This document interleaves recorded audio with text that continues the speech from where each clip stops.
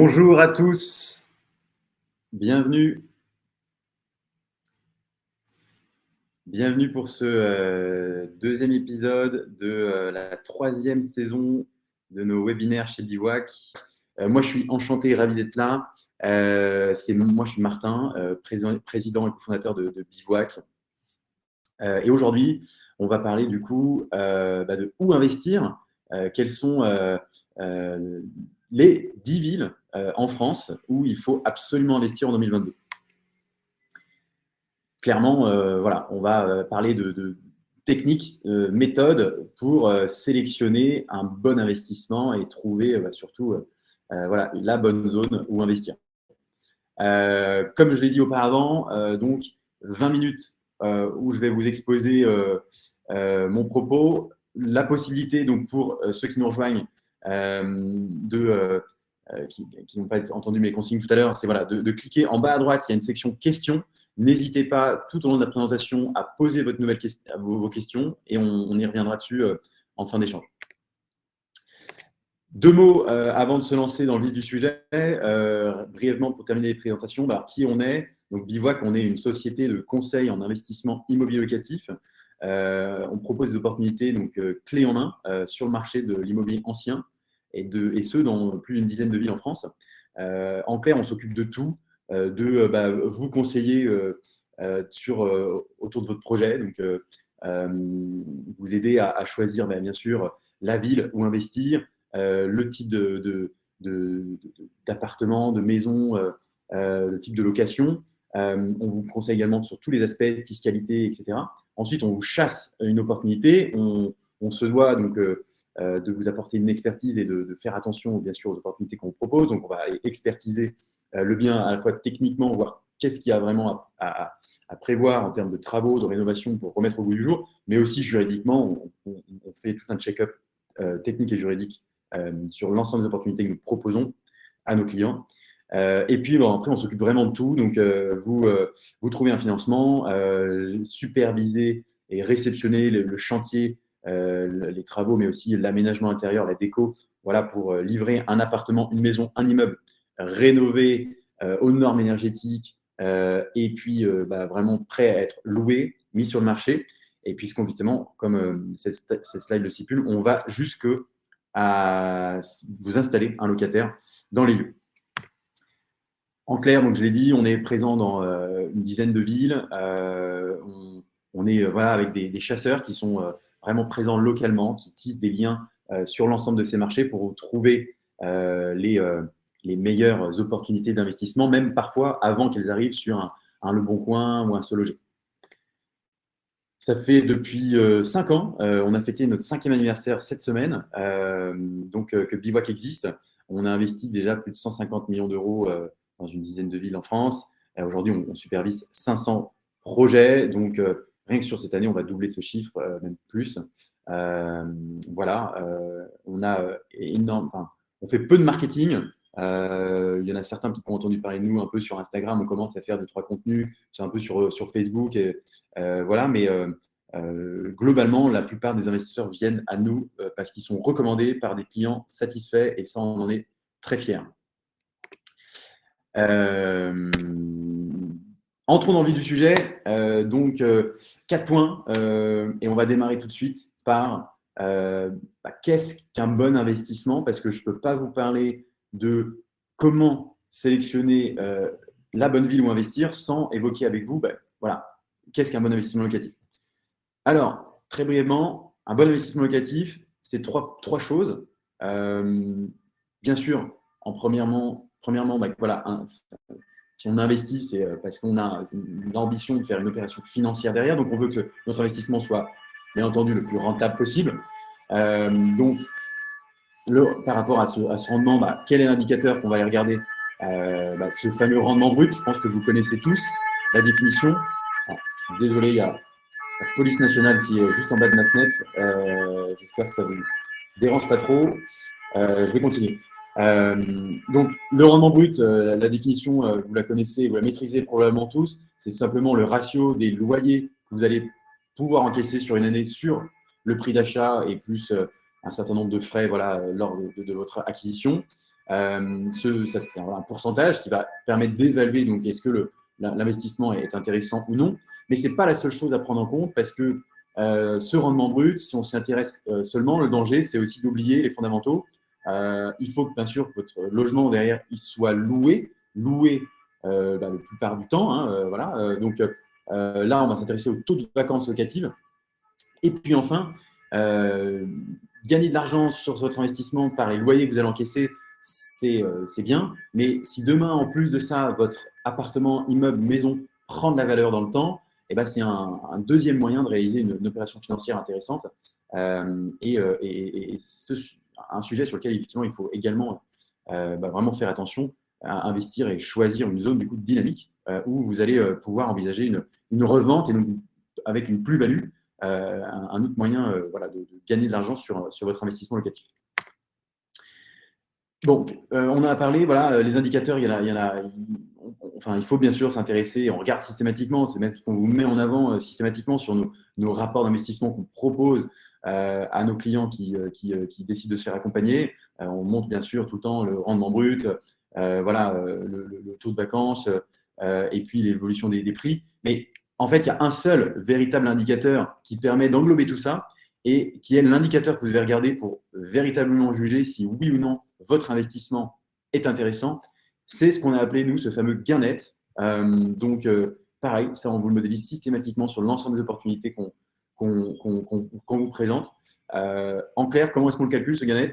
C'est la somme des loyers que vous allez percevoir sur la durée de votre investissement, donc par exemple ici 20 ans, plus le prix de revente de votre bien, moins la mise de départ, donc l'apport, l'argent que vous allez mobiliser au départ pour lancer l'opération, pas l'ensemble du prix du projet à l'achat, mais uniquement l'apport, ce que la banque ne vous a pas prêté, et plus ou moins le cash flow, donc l'argent que vous allez devoir mettre de votre poche ou alors recevoir si vous avez un cash flow positif, donc si vous percevez plus que ce que vous remboursez à la banque et également tous les projets chaque mois. Et en fait, donc tout ça mis bout à bout, eh bien c'est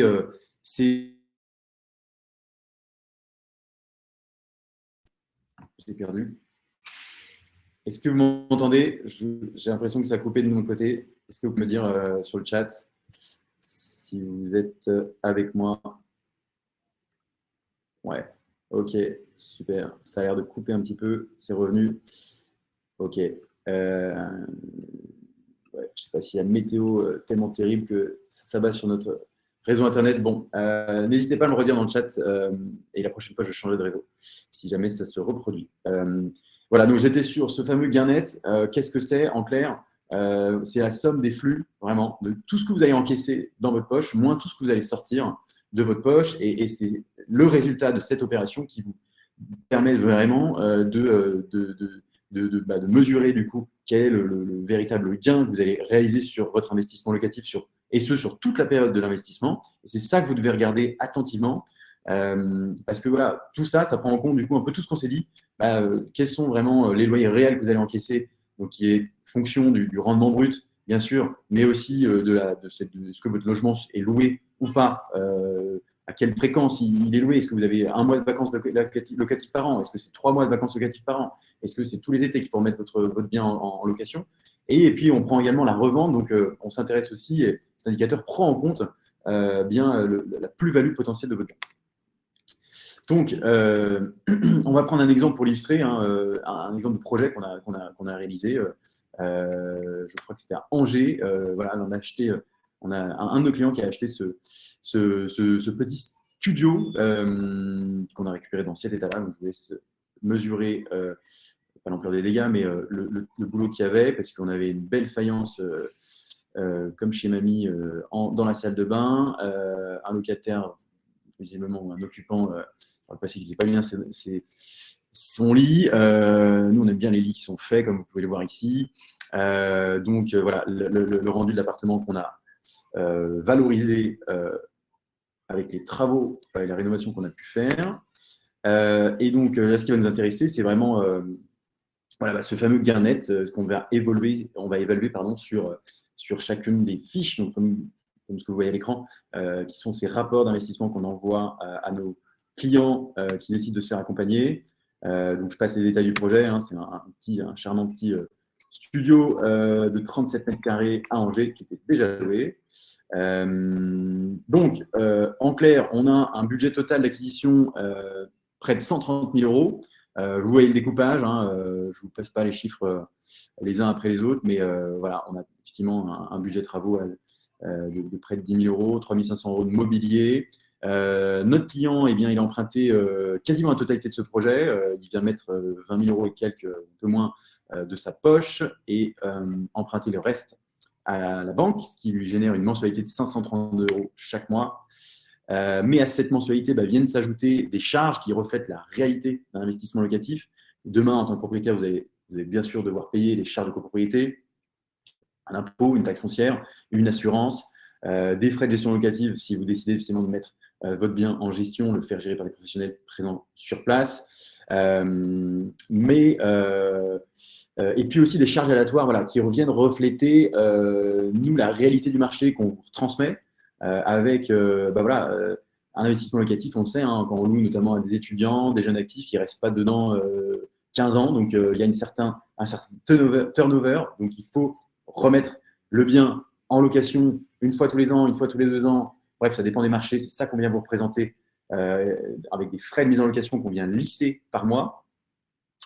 Et puis, également, voilà, cette fameuse vacance locative qu'on vient estimer, mesurer et vous représenter dans ce bilan. Donc, on modélise ici que, par exemple, vous allez avoir un manque à gagner ou du moins des charges supplémentaires à prévoir dans votre budget de l'ordre de 88 euros par mois, ce qui fait que cet investisseur va devoir sortir au global de sa poche près de 160 euros par mois pour rester propriétaire de ce logement et l'entretenir. Voilà.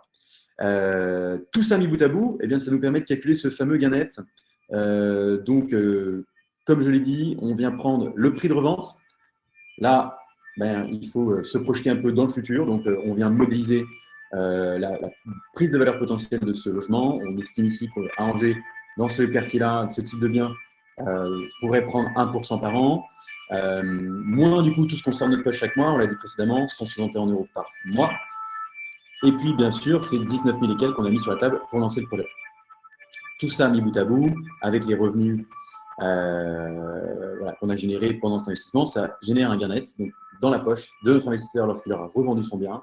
Si son bien a pris 1% par an, eh bien, il s'en sortira avec 63 000 euros de gains, donc de richesse créée. Une grande variable, du coup, c'est bien sûr combien va prendre de valeur va prendre ce marché. Donc, c'est forcément un élément déterminant qui vient forcément avoir un impact sur ce fameux gain net. Donc, là, on vous l'a modélisé. Hein, si Angers prend 1% par an, voici le gain net que vous allez pouvoir espérer obtenir dans 20 ans. La réalité, c'est que c'est aussi notre métier de sélectionner les villes les plus dynamiques et que 1% par an, c'est bien, mais Angers, si on s'intéresse par exemple sur les 20 dernières années, alors c'est près de 6% par an en moyenne que le marché a pris à Angers. Donc c'est énorme. Est-ce qu'on va connaître ça sur les 20 prochaines années? Peut-être pas. L'avenir me dira. Je ne pense pas, très honnêtement. Mais il est probable que Angers progresse de même plus qu'1% par an. On préfère vous mettre des hypothèses dans nos fiches assez conservatrices, comme ça, il n'y a pas de déception, que des bonnes surprises. Mais voilà, avec 220% de croissance, donc d'évolution des prix à la hausse du marché angevin, le gain net, vous le voyez, il n'est pas du tout le même, près de 248 000 euros. Donc, que vous aurez gagné si vous avez acheté ce même appartement il y a 20 ans, bien sûr, au prix du marché à l'époque, et que vous le revendriez aujourd'hui. Voilà. Ça marque quand même, je reste sur cet exemple, l'importance de prendre en compte vraiment la zone dans laquelle vous investissez. C'est bien d'aller chercher du rendement, mais comme on le voit, en fait, le véritable gain, l'opération financière, vous la faites aussi à la revente. Et parfois, on est là à tatillonner sur 1 ou 2% de rendement, mais il faut garder ça en tête. Je pense qu'un investissement locatif, c'est aussi faire un pari sur une zone qui va se dynamiser. Et on le voit, c'était un bon pari d'investir à Angers, qui n'était peut-être pas la ville la plus rentable il y a 20 ans déjà, mais c'était un bon pari parce que vous auriez pu en cumuler un gain plus que conséquent. Bon, alors entrons maintenant dans cette fameuse méthode sur comment choisir, sélectionner les villes où investir. Je le répète encore à nouveau, donc voilà, on va aller s'intéresser à bien sûr quelles sont les villes les plus rentables, où est-ce que ça se loue plus facilement et où est-ce qu'on a le potentiel de réaliser une opération, d'acheter un appartement qui va se valoriser dans le temps. Où les marchés vont prendre le prix des immobiliers vont s'apprécier. Quels critères on va regarder pour évaluer ces trois indicateurs? Pour le rendement, c'est simple, ce fameux rendement brut qu'on va aller regarder, donc on va aller calculer en moyenne sur tel type de bien, sur tel marché, combien est-ce que vous pouvez espérer de rendement à Paris. Voilà, ceux qui connaissent le marché, vous savez que c'est compliqué d'avoir des rendements au-dessus de 5%. Même 5%, c'est très bien. Je parle en location classique, voilà, sur des logements de type studio, T2, etc.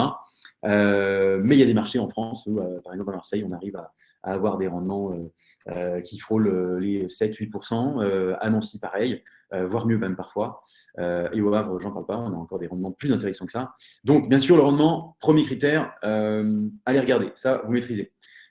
Ensuite, comment est-ce qu'on évalue cette fameuse tension locative? Eh bien, nous, on a choisi de s'intéresser à trois critères qui sont la part de locataires, donc vraiment combien sur l'ensemble des habitants de la ville il y a de locataires dans la zone, combien il y a également d'étudiants ou de jeunes actifs. Pourquoi? C'est la simple raison que c'est la cible numéro 1 qu'on vise pour louer nos appartements. Donc, ça parle de soi. Plus il y a d'étudiants et de jeunes actifs dans la ville, plus vous avez de chances de louer votre appartement au bon prix, cher et rapidement. Voilà. Et puis enfin,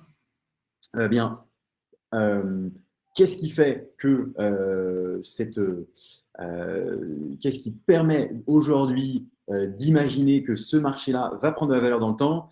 On va s'intéresser à l'emploi. Pourquoi l'emploi? Parce que s'il y a de la création d'emplois, ça veut dire qu'il y a des personnes qui vont aller déménager, s'installer pour prendre ces emplois, et donc l'augmentation de la population qui s'ensuit. Ça marche dans le cas inverse. On a une ville de Saint-Étienne, par exemple, on en parlera juste après, avec à l'inverse un taux il y a de moins en moins d'emplois créés, même de plus en plus d'emplois détruits. Saint-Étienne, une activité économique à la baisse qui se traduit par aussi une baisse de la démographie, des gens qui quittent la ville faute d'emploi pour y vivre. Voilà.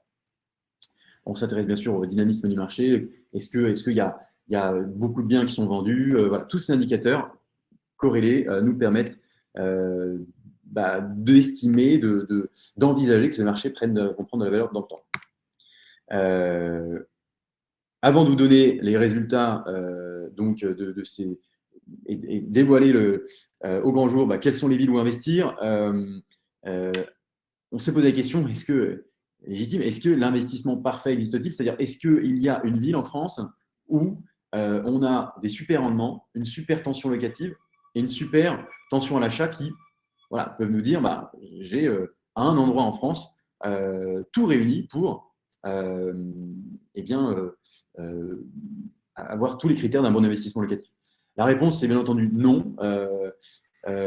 Alors, désolé pour l'illustration qui est peut-être un peu illisible pour les légendes, mais ce qu'on a fait, c'est une matrice de corrélation. On a mis tous ces critères-là qu'on a évalués sur les 100 plus grandes villes françaises et on a regardé, est-ce que dans ces 100 plus grandes villes, généralement, quand vous avez un fort rendement, est-ce que vous avez également un marché dynamique et est-ce que vous avez également une tension sur le marché de l'emploi et un nombre de locataires important? Eh bien, malheureusement, non.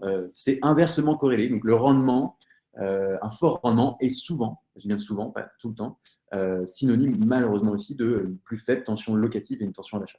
Donc, tout le jeu, c'est de trouver les villes où on a quand même un rendement intéressant mais avec aussi une forte tension locative et une forte tension à l'achat. Allons-y. Eh bien, quelles sont du coup les 10 villes les plus rentables en France? Alors, c'est dommage, on n'a pas les taux de rendement brut moyens mesurés. On les a en base, mais je ne les ai pas affichés. Je noterai ça pour la prochaine fois. En tout cas, si vous les voulez, on peut vous envoyer ça par mail. Vous nous laisserez un mail sur la boîte contact@bivouac.com et on vous enverra ça.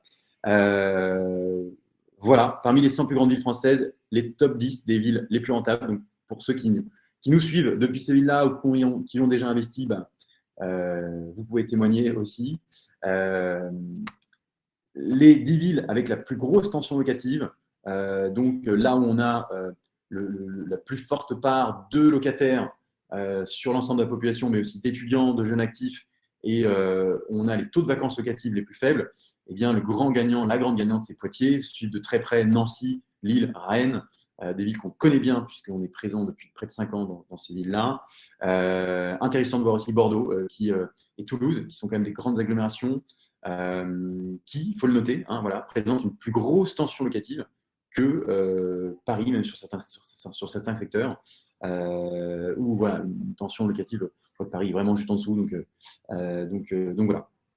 Lille, c'est aussi intéressant, on peut en parler.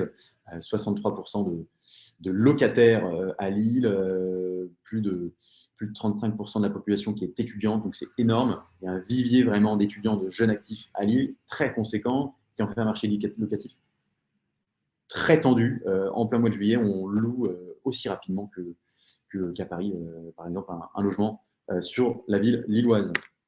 Eh bien, en termes de prise de valeur, donc quels sont les marchés les plus dynamiques sur ces 10 dernières années? Quels sont les marchés où il y a la plus forte progression en termes d'emploi, etc. On retrouve forcément voilà, l'Île-de-France avec beaucoup de villes donc, proches de Paris en première couronne, deuxième couronne.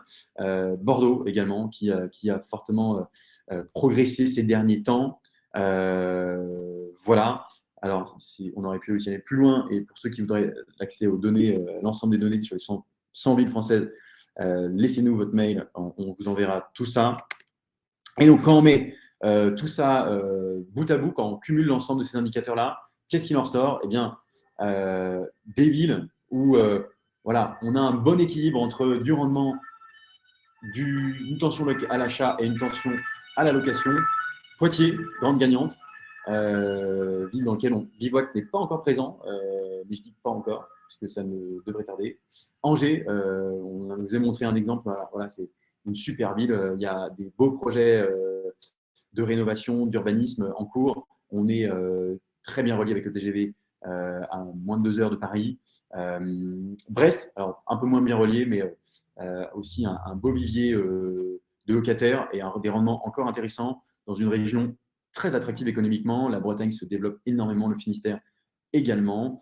Voilà. Bon, Lille, Nancy, Saint-Étienne arrive dans ce classement. Encore une fois, voilà, c'est nous, on a mixé l'ensemble de ces données-là. On a laissé la machine parler et nos algorithmes nous sortir ce classement-là.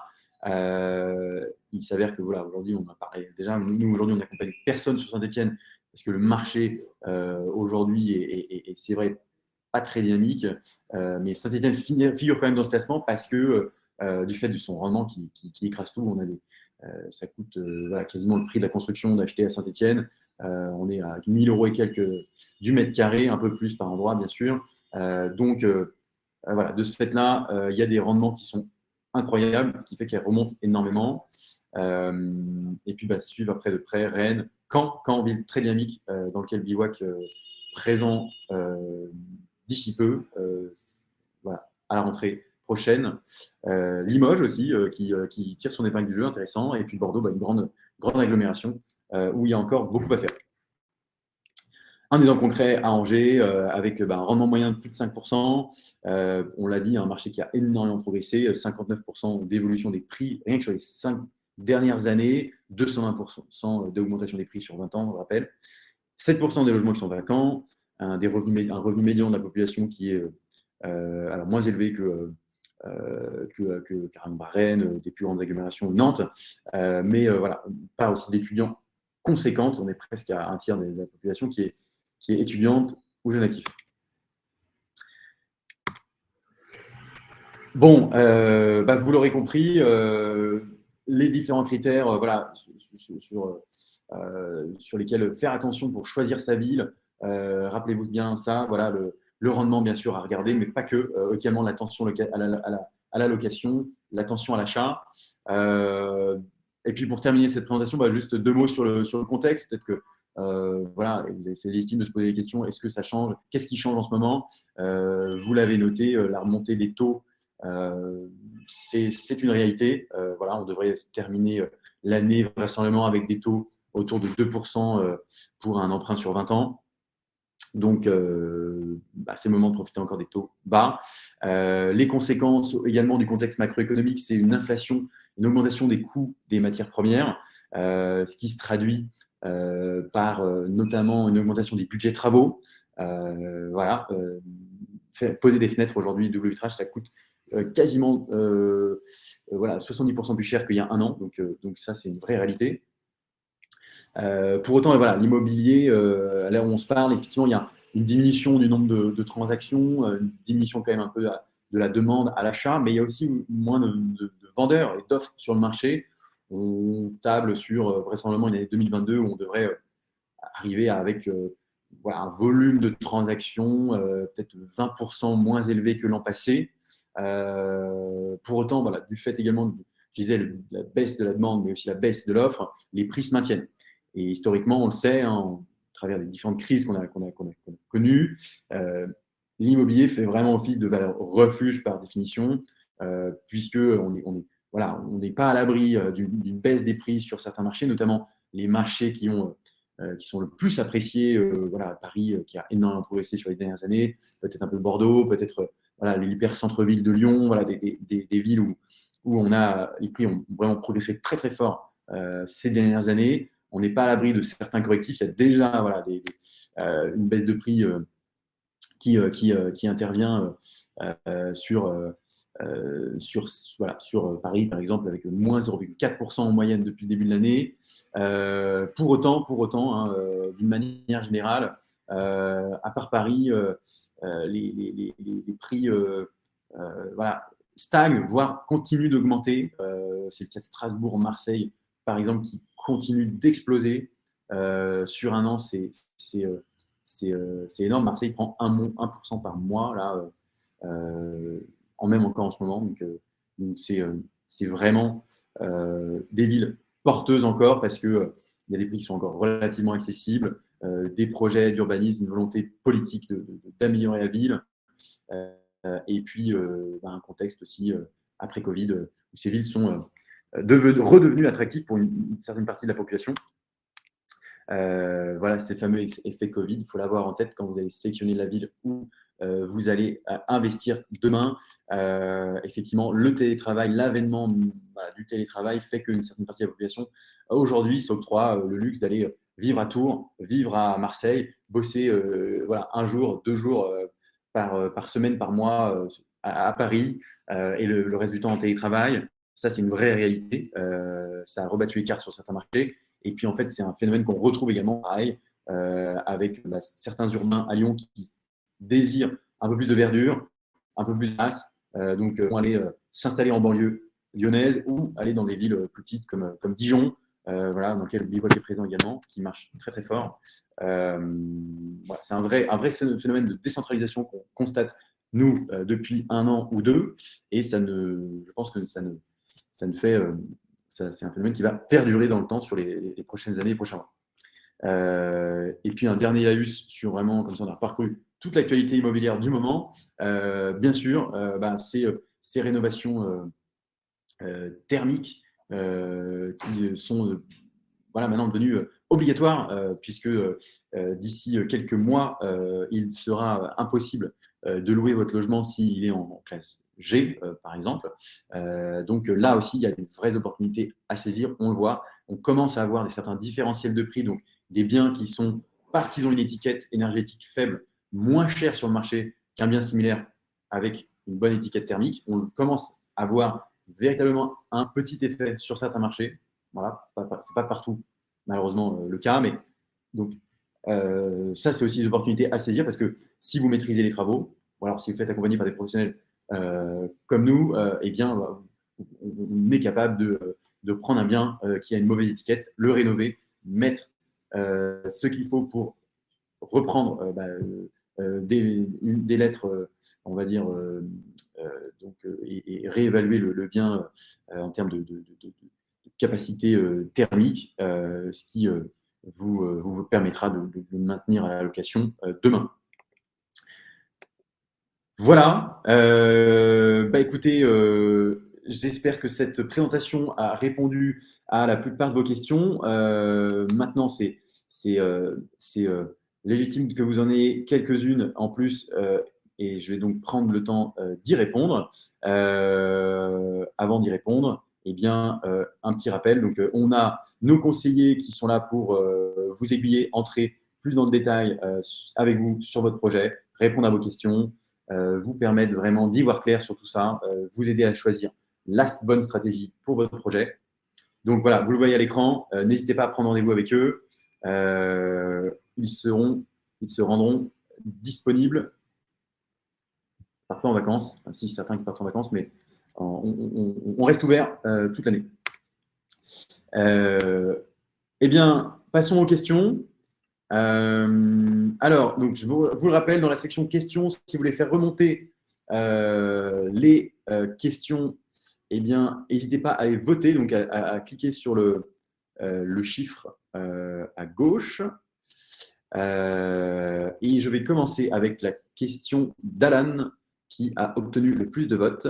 Donc, Alan nous pose la question: est-ce que le fait d'être déjà à 35% d'endettement est un frein pour la banque, même si on trouve un bien avec du cash flow positif? Donc là, on parle financement. La réponse est oui. Les banques, d'une manière générale, ont aujourd'hui l'obligation pour 80% des dossiers qu'elles présentent, d'empêcher les emprunteurs d'emprunter, du coup, les acheteurs d'emprunter, si vous avez un taux d'endettement qui est déjà à 35%. Donc, chez la plupart des banquiers, ils vous mettront une fin de non-recevoir. On n'étudiera pas votre dossier parce que vous êtes déjà à 35% d'endettement, malgré le fait que vous proposiez un projet avec un cash flow positif.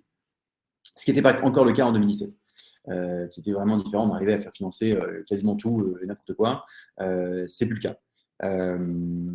Donc, avoir ça en tête. Malheureusement, il y a toujours une exception, ou malheureusement, ou plutôt heureusement pour toi, Alan, il y a toujours une exception. Encore une fois, la banque, ce n'est pas une science exacte, c'est une question de confiance.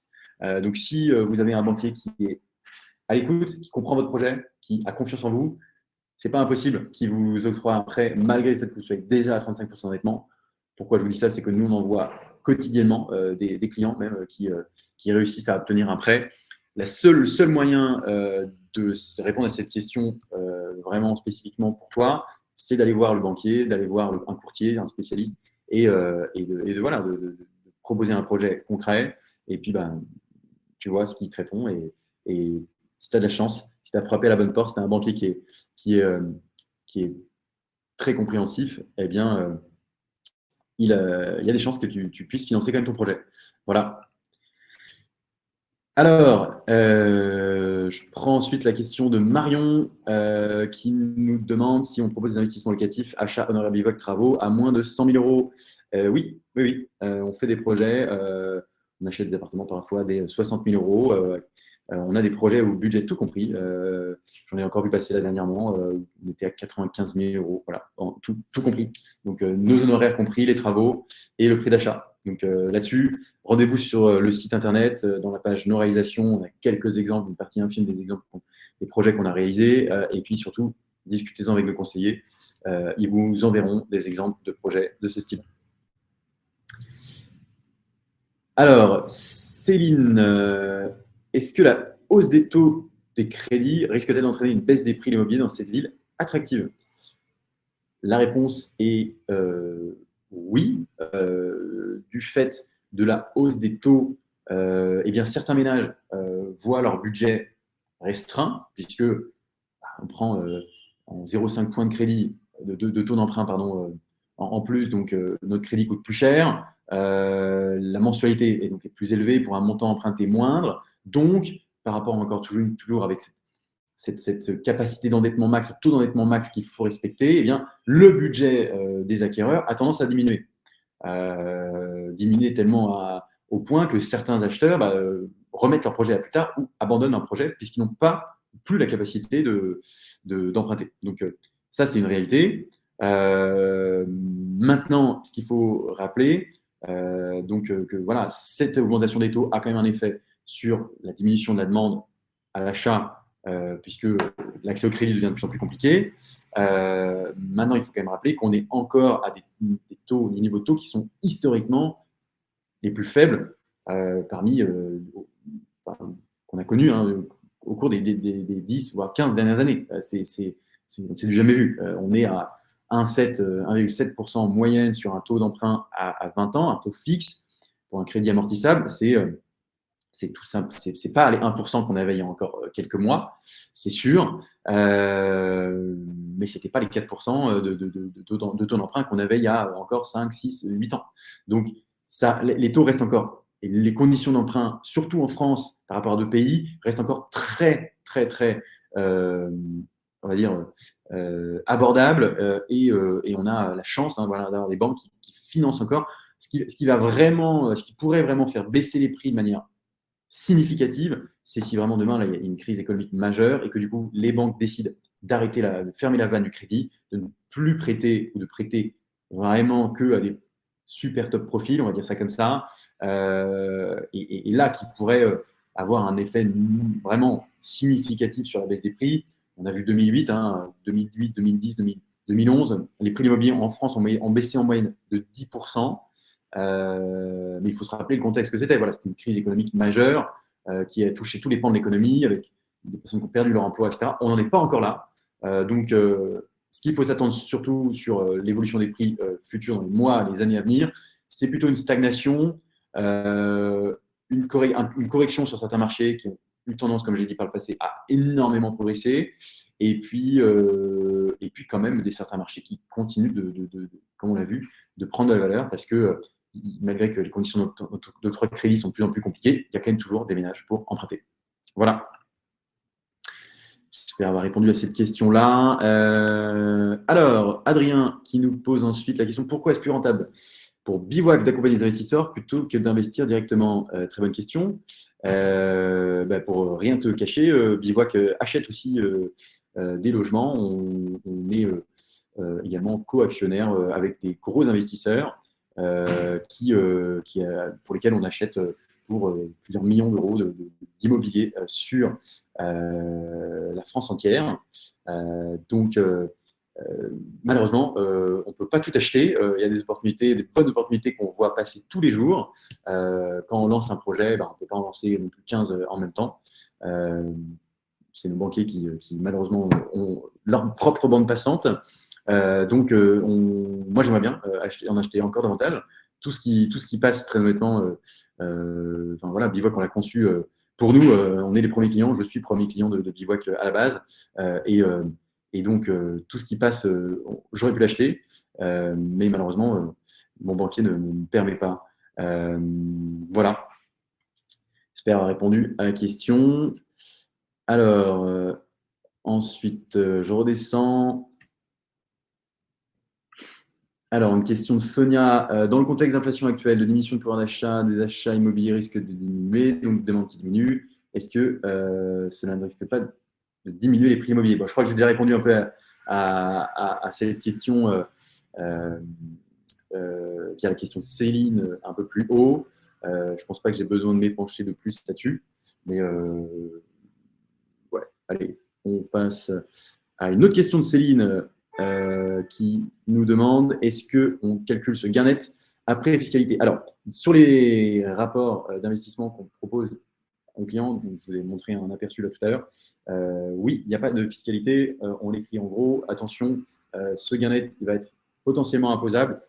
Pourquoi on ne le met pas sur ce rapport d'investissement? Parce que la fiscalité, c'est quelque chose qui va s'ajuster, s'adapter à chacun tout le monde ne connaît pas la même fiscalité, tout le monde n'a pas le même taux d'imposition et tout le monde n'investit pas forcément de la même manière. Il y en a qui investissent en nom propre, donc acheter en direct, mais il y a d'autres qui investissent via un véhicule juridique, une société, une SCI, une SAS, et bref, et j'en passe. Donc, ça, c'est une modélisation qu'on fait par la suite, qu'on peut vous proposer pour d'ailleurs justement vous aider à choisir quel est le meilleur régime, la meilleure forme, meilleur véhicule juridique pour investir, pour optimiser bien sûr vos gains. Voilà. Alors, ensuite, une question de Stanislas. Est-ce qu'il est possible de faire des financements 110% près des banques? Alors, un financement 110%, je pense que Stanislas évoque donc le fait qu'on va avoir un banquier et qu'on lui demande, on va emprunter 100%, c'est-à-dire du prix du bien à l'achat, mais également plus les frais de travaux, les frais de notaire et l'ensemble des frais qui sont afférents au projet. Par exemple, nos honoraires à nous sont aussi empruntables. Voilà. Donc, la réalité du marché aujourd'hui sur le financement immobilier, c'est qu'il est extrêmement rare de voir des banques qui financent vraiment 110%, c'est-à-dire 100% du prix d'achat plus l'ensemble des frais à côté d'un projet. Généralement, les acquéreurs mettent de l'ordre de 10 à 20% du budget total du projet en apport. Donc, vous avez un projet à 200 000 € tout compris, l'achat de biens, les travaux, nos honoraires, les frais de garantie, les frais de courtage et j'en passe, notre acquéreur va généralement auprès de sa banque, une banque qu'il a trouvé via un de nos courtiers, mobiliser du coup 10%, 15%, donc c'est entre 20 et 30 000 € par exemple d'apport personnel pour lancer le projet. Ça, c'est vraiment la réalité de ce marché, mais ce n'est pas impossible. Encore une fois, tout dépend de comment est-ce que vous investissez, est-ce que vous investissez en direct ou via une société, et puis la relation que vous avez avec votre banquier. Voilà. Alors, Maude qui nous demande est-ce qu'on trouve encore des projets avec des cash flows positifs? Oui, on trouve des projets avec des cash flows positifs. Encore une fois, tout dépend aussi de l'apport que vous mettez dedans. Tout dépend.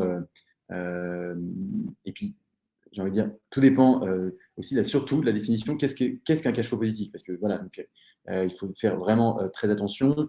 Nous, on ne s'arrête pas à regarder, à comparer uniquement le loyer et la mensualité d'emprunt. Il y a aussi toute une réalité d'investissement locatif derrière avec des charges que vous allez devoir payer, donc, les frais de copro, les frais de gestion, ces taxes foncières, etc. Et puis, nous, on va aussi inclure l'ensemble des dépenses prévisionnelles, des frais aléatoires qui vont finir un jour ou par arriver, des frais de mise en location, des frais d'entretien, parce que vous allez devoir sûrement mettre un coup de peinture entre deux locataires, ou changer le lave-vaisselle, que sais-je. Et donc, tout ça pris vraiment en compte. Dans les villes dynamiques qu'on a sélectionnées, c'est quand même rare. C'est quand même rare parce que les prix sont relativement élevés. Donc, c'est pas impossible. On en trouve, notamment, je pense au Havre, à Nancy. On a vraiment des projets où on arrive à avoir des cash flows positifs. Maintenant, c'est sûr que à Lyon, par exemple, c'est plus compliqué. Mais il faut se rappeler tout ce qu'on a vu dans cette présentation, est-ce que c'est vraiment un problème en soi? Si vous avez de quoi mettre un peu de côté, si vous arrivez à mettre de côté chaque mois 100 €, 200 €, 300 €, pourquoi pas les mettre dans ce projet locatif? On l'a vu, parfois, vaut mieux avoir investi dans une ville très dynamique comme Angers, comme Lyon, et bénéficier d'un marché qui est très porteur, qui va prendre la valeur et qui va continuer d'en prendre, plutôt que d'investir, par exemple, dans une ville à Perpignan, Béziers, où certes, vous allez faire du cash flow positif, mais vous avez un bien qui, avec un fort risque de vacances locatives et aussi faible perspective de revente. Donc voilà. Question de Kevin. Et puis, après, je prendrai une dernière de Martin avant de terminer. Donc, comment se rémunère Bivouac sur l'achat du bien, sur les travaux, sur l'ensemble d'investissement, y compris les travaux? Alors, donc, pour ça, il suffit d'aller se rendre sur notre site www.bivouac.com, bevouac.com, sur la page notre service. Vous aurez accès à l'ensemble des honoraires de manière totalement transparente. Donc, effectivement, nous, on se rémunère au succès. On prend une commission qui est de l'ordre que ce que pourrait prendre une agence immobilière, par exemple, dès lors que vous êtes propriétaire d'un bien qu'on vous aura trouvé. Et puis, voilà, c'est les seuls frais qu'on prend. Le reste, nous, on n'est pas rémunéré sur les travaux ni sur la gestion locative, etc.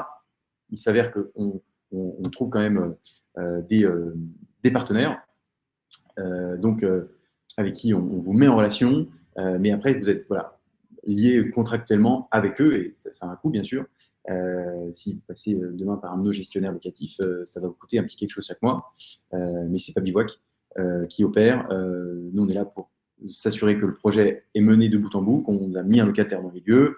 On est là pour s'assurer que tout se passe bien quand le locataire entre dans les lieux, parce qu'il y a toujours deux, trois petits ajustements, on se rend compte qu'il y a une ampoule qui ne marche pas, ou que le locataire, il faut aller le relancer pour aller, je ne sais quoi, obtenir de sa part. Donc, on est là pour ça. Et notre mission s'arrête vraiment à ce moment-là. Voilà. Et puis, pour terminer, alors, une question de Martin. Est-ce qu'il faut être propriétaire de son logement principal avant d'investir?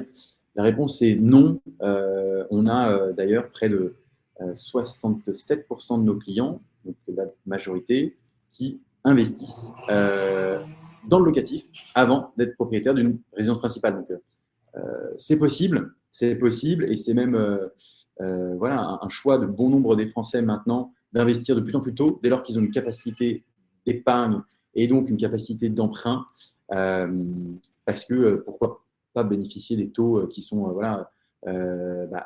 des taux qui sont relativement bas et même historiquement bas à l'heure actuelle, et puis pourquoi pas faire travailler votre argent tout simplement plutôt que de le laisser à rien faire.